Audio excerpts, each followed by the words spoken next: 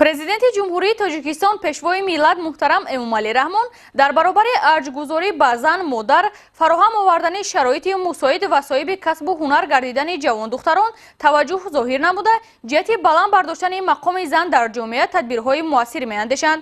ҳоло вобаста ба ин мавзӯъ ҳамкорамон Марҳабо Рамазонзода бо мо мустақиман дар тамос қарор дорад. Салом Марҳабо, метавонед оғоз намоед? ташаккур ҳамкорони азиз. асосгузори сулҳу ваҳдати миллӣ пешвои миллат президенти ҷумҳурии тоҷикистон муҳтарам Эмомалӣ Раҳмон ба нерӯи созандаи занону бонувон ҳамеша бовар дорад.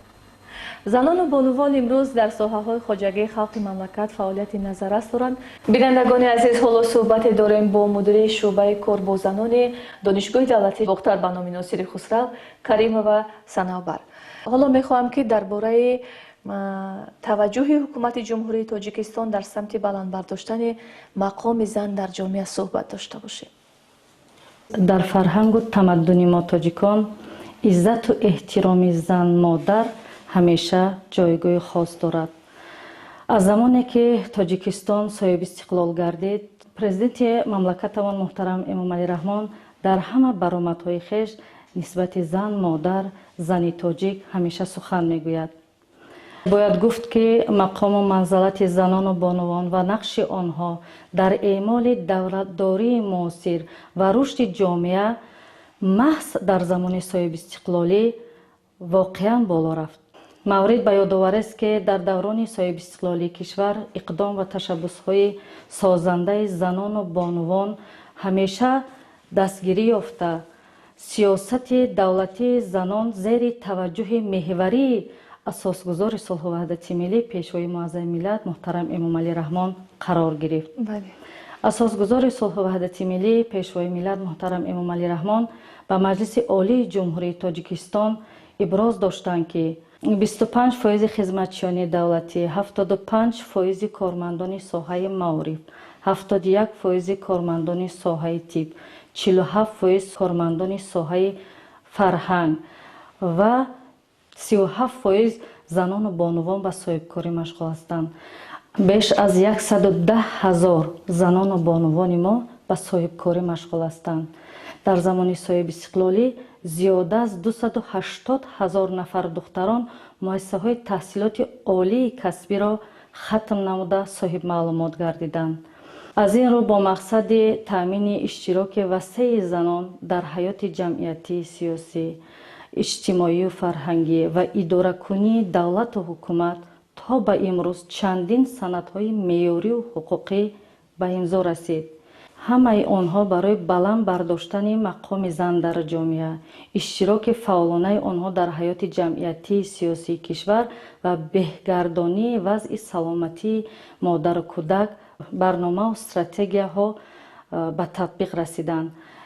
аз ҷумла тарбия, интихоб ва ҷобаҷогузории кадрҳои роҳбарикунандаи ҷумҳурии тоҷикистон аз ҳисоби занону духтарони лаёқатманд барои солҳои 2007-2016, стратегияи миллии фаъолгардонии нақши занон дар ҷумҳурии тоҷикистон барои солҳои 2011-2020, стратегияи давлатии тайёр кардани мутахассисон аз ҳисоби занон ва мусоидат ба шуғли онҳо барои солҳои 2012-2020 ва амсоли инҳо. мегуфтед ки шумораи умумии бонувоне ки дар донишгоҳ кору фаъолият доранд чӣ қадар аст? раёсати донишгоҳи давлатии бохтар ба номи Носири Хусрав дар пайравӣ аз сиёсати хиратмандонаи асосгузори сулҳу ваҳдати миллӣ пешвои муаззами миллат муҳтарам Эмомалӣ Раҳмон нисбати дастгирӣ ва роҳнамоии занону бонувон пайваста тадбирҳои судмандро роҳандозӣ менамоянд.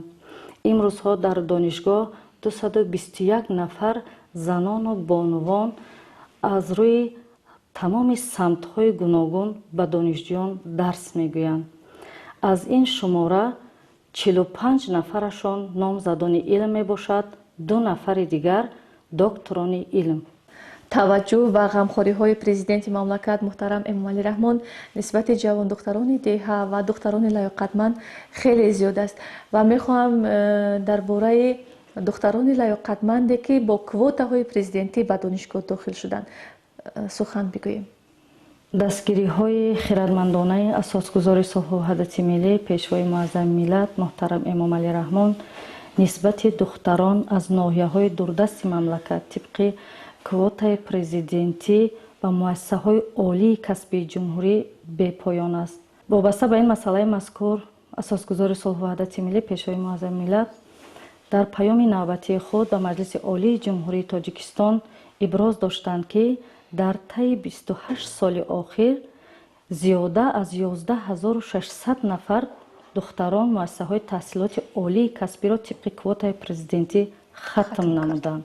зиёда аз 35 000 духтарону бонувони ҷумҳурии тоҷикистон муассисаҳои олии касбии хориҷиро хатм карда соҳибмаълумот гардиданд.